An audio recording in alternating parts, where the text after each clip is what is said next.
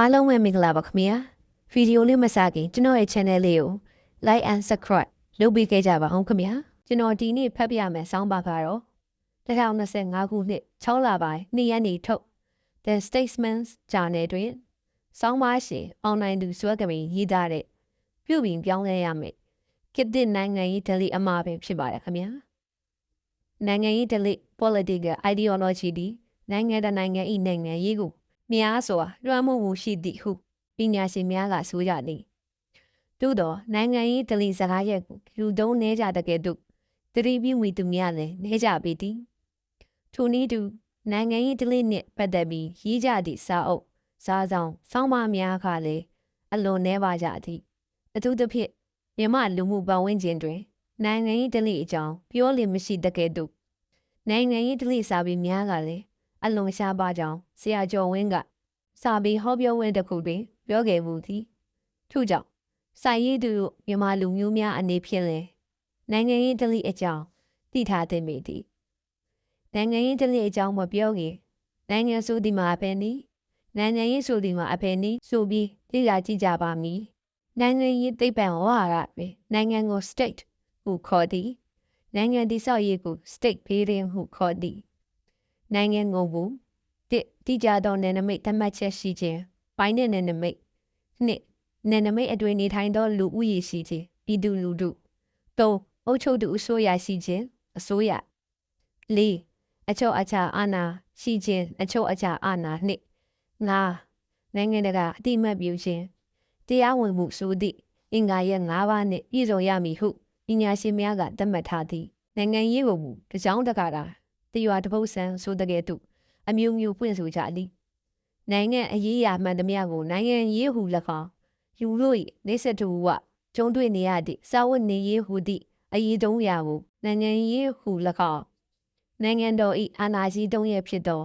ဥချုပ်ရေးဥပဒေပြုရေးတရားစီရင်ရေးဟုသောအင်္ဂါသုံးပါးကိုနိုင်ငံရေးဟု၎င်းအမျိုးမျိုးခေါ်ဆိုကြသည်ကိုတွေ့ရသည်နိုင်ငံရေးသိပ္ပံဘာသာရပ်တွင်မူလူသားတို့သည်မိမိတို့နေထိုင်သည့်နိုင်ငံတနိုင်ငံအတွင်း၌၎င်းမိမိတို့နေထိုင်ရာဤကဘာမြေပြင်ပေါ်တွင်၎င်းနေဆက်တူဝတွေ့ကြုံဖြစ်တဲ့နေရသောစာဝတ်နေရေးပညာရေးကျန်းမာရေးစီးပွားရေးအစရှိသောအရေးအရာကိစ္စများအတွက်မိမိတို့ဘဝတစ်လျှောက်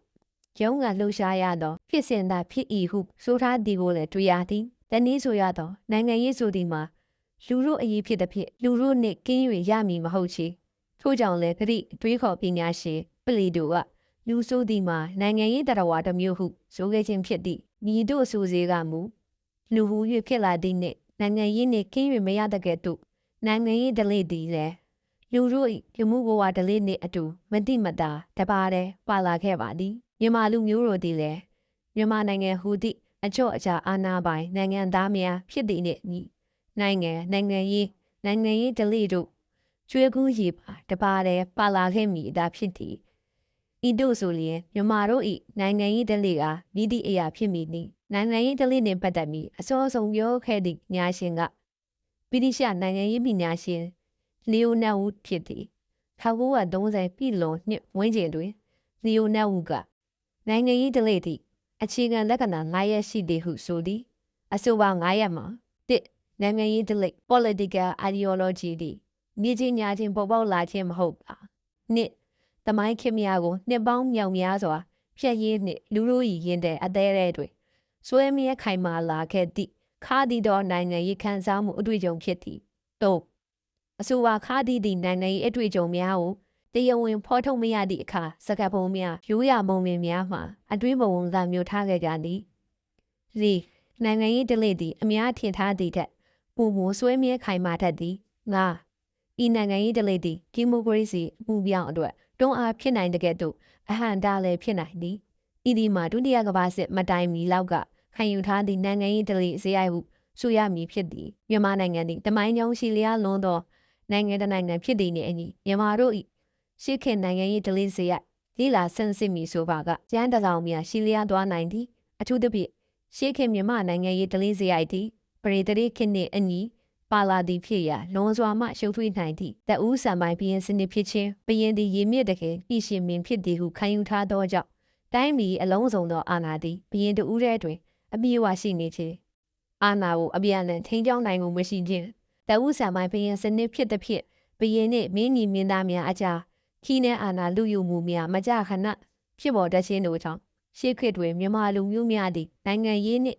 ခဝဝင်ဝင်နေတဲ့ကြာသည်ရှေးခေတ်မြန်မာများသည်နိုင်ငံရေးဟုဆိုလိုက်ရင်နန်းတွေအရေးဘယင်နှင့်မင်းညီမင်းသားများအရေးဟုဆိုကာမိမိတို့နှင့်မသက်ဆိုင်သလိုနေတဲ့ကြသည်ကိုတွေ့ရသည်ဤသို့ဖြင့်ရှေးခေတ်မြန်မာနိုင်ငံရေးဒလိသည်ဘယင်ဗဟုပြုပုံစံဟုချီတန်းခဲ့ကြသဖြင့်နိုင်ငံရေးနှင့်ပြည်သူလူထုမှာကင်းကွာသလိုဖြစ်ခဲ့ရသည်သို့သောခေတ်သစ်မြန်မာနိုင်ငံရေးဒလိကထိုးတူးမဟုတ်ပေ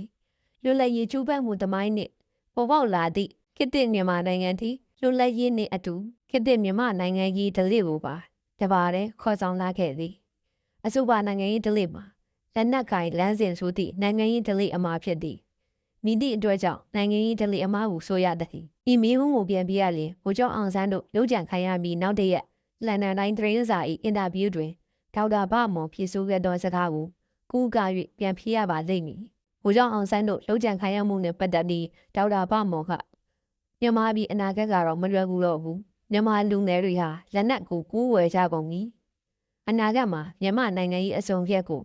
မဲဘုံတွေကဆုံးဖြတ်ပြီးမှမဟုတ်တော့ပဲလက်နက်ကအစုံဖြတ်ပေးလိမ့်မယ်ဟုဖြေဆိုခဲ့သည်ဤနိုင်ငံရေးယူဆချက်သည်ယနေ့တိုင်မှန်ကန်သည်ဟုခံယူထားသည့်လက်နက်ကင်အဖွဲ့အစည်းများကြောင့်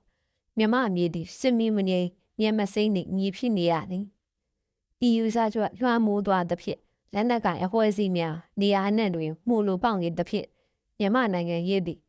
ဒေသတွင်းနိုင်ငံများနှင့်မတူဘဲလက်နက်ကင်ပြိပက္ခများထူပြောနေရသည်ထို့ကြောင့်မြန်မာနိုင်ငံရေးသည်နိုင်ငံရေးကိုနိုင်ငံရေးနည်းနှင့်စိစက်ဆွေးနွေးအဖြေရှာရန်နီးပေးလမ်းပြမဖြစ်ခဲ့ပေငင်းချမ်းသည့်နီးယဉ်ကျေးသည့်နီးနှင့်အဖြေရှာရန်ယဉ်ကျေးမှုတစ်ခုဓလေ့တစ်ခုအနေဖြင့်မထုံးခခဲ့ပြီးလက်နက်ကင်လမ်းစဉ်ကသာနိုင်ငံရေးအဖြေဟုထင်မြင်ယူဆခဲ့ကြသည်စာရေးသူတို့၏စံပြုနိုင်ငံရင်ဓလေ့သည်မမျောလင့်ပဲဂျပန်ကိုခေါ်၍အင်္ဂလိပ်ကိုတိုက်ထုတ်ခဲ့ရသည်အင်္ဂလိပ်နှင့်ပြန်ပူးပေါင်း၍ဂျပန်ကိုပြန်တိုက်ထုတ်ရင်းလွတ်လပ်ရေးရခဲ့သည်ဟုသောအယူဆကတရေတီခိုင်မာခဲ့သည်မြန်မာလူမျိုးများသည်အိန္ဒိယမှာကဲ့သို့ခန္ဒီအကြမ်းမဖက်အနုနီလန်းစဉ်ကိုထိတွေ့ခွင့်မရခဲ့ပြီးအိန္ဒိယသည်မြန်မာတို့နီးတူလွတ်လပ်ရေးကျူးပန်းစဉ်အခါကခန္ဒီအကြမ်းမဖက်အနုနီလန်းစဉ်နှင့်စုမာချန်ဒရာဘိုး၏လက်နက်ကင်လန်းစဉ်အနက်အိန္ဒိယပြည်သူများသည်ခန္ဒီ၏အနုနီလန်းစဉ်ကိုရွေးချယ်ခွင့်ရခဲ့ကြပါသည်ထို့ကြောင့်အိန္ဒိယတွင်ဒီမိုကရေစီထွန်းကားပြီးနိုင်ငံရေးတည်ငြိမ်ခဲ့သဖြင့်နိုင်ငံဖွံ့ဖြိုးတိုးတက်ခဲ့သည်ကိုတွေ့ရသည်အဓိကကတော့အိန္ဒိယမှာလည်းတရားမျှတမှုမရှိခြင်းနှင့်မညီမျှမှုပြဿနာများရှိကြသည့်တိုင်လက်နက်ကင်တော်လှန်ရမည်ဆိုသည့်နိုင်ငံရေးတလီမရှိခဲ့သဖြင့်လက်နက်ကင်တော်လှန်မှုမလုပ်ခဲ့ကြပြီးဥပဒေအရတော်၎င်းဆွေးနွေးညှိနှိုင်းမှုအရတော်၎င်းဖြည့်ရှင်းကြသည်ကိုတွေ့ရသည်အမှန်ဆိုရလျင်အိန္ဒိယသည်လည်းအုပ်ချုပ်ရေးဥပဒေပြုရေးတရားစီရင်ရေးဆိုသည့်မန်နိုင်ကြီး၃ရက်ကပြည့်စုံကြတာတော့မဟုတ်ပါမြန်မာပြည်မှာကျင့်သုံးနေတဲ့ရာတသက်ကြီးပုံမှကျင့်သုံးဥပဒေအများစုသည်အိန္ဒိယကယူခဲ့ခြင်းဖြစ်တဲ့ကဲ့သို့သူတို့လည်းကျင့်သုံးနေစေပုံမှများလည်းအများကြီးရှိသည်မြန်မာမှာလိုပဲလူမျိုးနွယ်စုရပြပါသည်ကိုယ်ဝယ်ယုံကြည်မှုလည်းများပါသည်မြန်မာရဲ့စိုးဒီကလူဒန်းစားခွဲခြားသည့်ကလေးရှိနေသည့်ပြဿနာပင်ဖြစ်သည်စနေစက်မြင့်ဆိုပြီးခွဲခြားသည့်ကလေးနှင့်ရှေးယူဆန်ဒေတာများတွင်တူအောင်မျိုးမင်းမျိုးတထေးမျိုးဒူစင်းရင်မျိုးကျုံမျိုးပုံနာမျိုးဟူ၍ယူဗီဇာခွဲခြားဆက်ဆံသည့်ကလေးလည်းအချို့နေရာများတွင်ရှိနေပြန်သည်သို့သောကောင်းမွန်သည့်တလေကဇနိန်ဖြစ်ရကောင်းလားဆိုကမတော်လန်ကြတကဲ့သို့သူစင်ရင်မျိုးဖြစ်၍ဆိုကမြန်မာများကဲ့သို့မတော်လန်ကြပြီသူတို့နိုင်ငံတွင်နိုင်ငံသားဥပဒေမှာခွဲခြားဆက်ဆံမှုမပြုရပြဋ္ဌာန်းထားသဖြင့်မကျေနပ်ရင်ဥပဒေအရတန်ကြတာမျိုးရှိတော့လေလက်နက်ကင်တော်လန်ရေးမျိုးမလုပ်ကြမရှိကြခြင်းကအိန္ဒိယနိုင်ငံရေးတလေအားသာချက်ပင်ဖြစ်သည်မြန်မာလူမျိုးများကမူထူးထွမဟုတ်ပြီ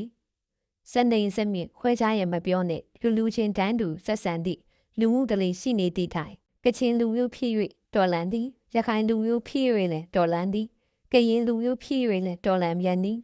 ပလောင်လူမျိုးဖြစ်ရခြင်းရှမ်းဖြစ်ရခြင်းချင်းလူမျိုးဖြစ်ရခြင်းမွန်လူမျိုးဖြစ်ရခြင်းဆို၍ခေါင်းစဉ်အမျိုးမျိုးပြားကတော်လန်နေကြသည်ကိုတွေ့ရသည်နောက်ဆုံးလူမျိုးချင်းတူပြန်တော့လဲဗမာစိမ်းဖြစ်၍ဗမာနီကတော်လန်ပြန်သည်ဤကဲ့သို့အဘက်ကြောင့်လက်နက်ကင်တော်လန်နေကြသည်ဟုမင်းလျင်စာရေးသူပြောခဲ့သလို လက်နက်ကင်လမ်းစဉ်ကိုအားကျခဲ့သည့်မြန်မာအများ၏ဓလိအမားက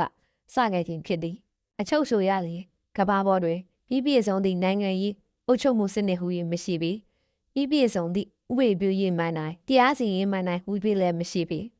ကဘာပေါ်တွင်နိုင်ငံပေါင်း200ကျော်ရှိသည့်အနက်ဒီမိုကရေစီစစ်နိုင်ငံပင်18နိုင်ငံသာရှိသည်ကိုတွေ့ရသည်ကိုနှင့်သဘောထားချင်းမတိုက်ဆိုင်တိုင်းဒီနှန်းအဖြေရှာရမည်ဖြစ်တော်လဲလက်နက်ကင်ပြီးတိုက်မာရမည်ဆိုသည့် ideology အမှားကစာရေးသူတို့နိုင်ငံကိုတော်တော်လေးဖျက်ဆီးသွားခဲ့ပြီးဖြစ်သည်ဤကဲ့သို့လက်နက်ကင်ပြီးဖြည့်ရှင်းရမည်ဆိုသည့်နိုင်ငံရေးဓလေ့အမှားကိုမပြေနိုင်သေး၍တော့